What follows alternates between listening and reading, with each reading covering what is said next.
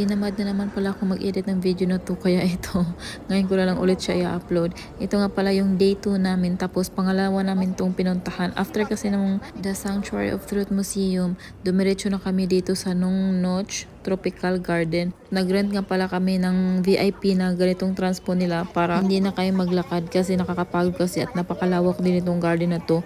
Meron nga din pala silang public transpo, ayan oh, pero hindi kayo makakasabay na ibang mga turista po. Tapos itong garden nga pala na ito ay pang top 10 most beautiful garden in the world nga pala ito. Ang first stop namin ay dito sa may isda. Napakalaki nga pala ng isda na yan. Tapos may nagpapakain nga dyan ng manok. Ay grabe, napakalaki talaga nila. Tapos bigla nga dito umambon ni. Kaya agad kaming tumakbo doon sa parang may shop kasi sila dito. Tapos anyan may mga bilihan din dito ng mga souvenirs. Tapos mga 20 minutes nga ata kami nagantay dito kasi grabe talaga, lumakas pa talaga yung ulan. Pero nung tumila na yung ulan, ayan, lumabas na rin naman kami. At tingnan nyo itong pasaway kong asawa, ang kulit talaga. Ginugulo pa yung mga ibon. Itong elepante na to, kahit napakalaki, ang cute-cute niya talaga.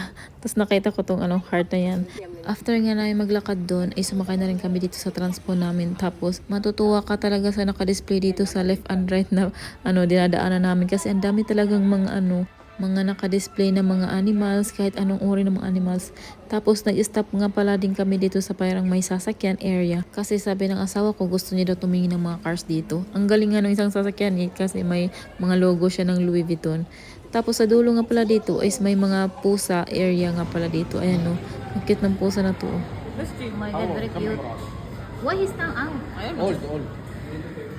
Pwede ka nga palang mag-donate dito para siguro yan sa pang-cat food nila. Tapos, ang cute ng mga pusa dito, napakadami. Pwede mo silang, kung stress ka, ayan, yakapin mo lang sila. Char. After namin doon is sumakay na naman kami sa transpo namin. Tapos nag-ikot-ikot na naman dito. Napakalaki nga pala nito. Kaya kailangan talaga mas maganda talagang sumakay. Kasi nakakapagod maglakad no. Napakalawak kasi talaga nito. Ayan no. Kaya buti na lang talaga nag-rent kami nitong transpo na to. Kahit nga yung mga halaman nila, ang gaganda rin yung tingnan. Tapos yung mga paso nila, ang gaganda kasi iba-iba yung mga design, oh. Nakakatawa. Ang ganda talaga dito. Feeling ko nga lahat ng klase ng animals ay nandito na eh.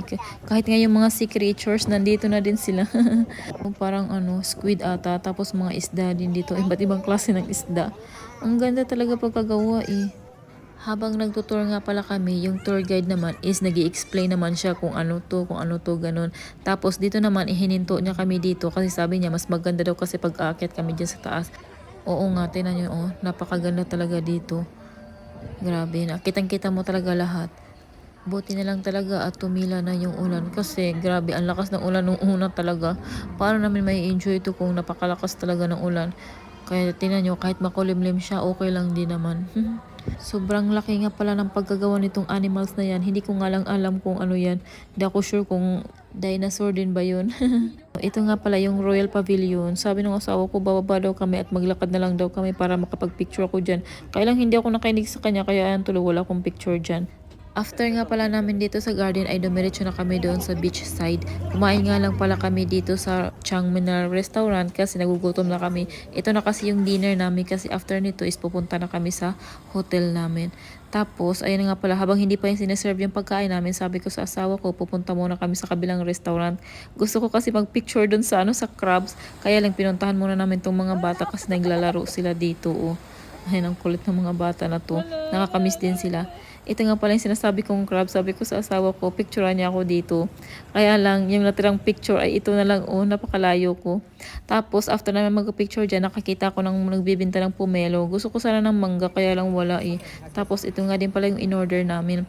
Tatlo nga lang kami pala sa table na to kasi yung pamilya lang nana is nasa kabilang table. Ito nga pala, ang dami namang in-order. Tapos, tatlo lang kami kakain. Hindi nga namin naubos kaya binigay namin doon sa table ng nanay. After namin kumain is dumiretso na kami sa hotel at ito nga pala yung pangalawang hotel namin na nakakatakot.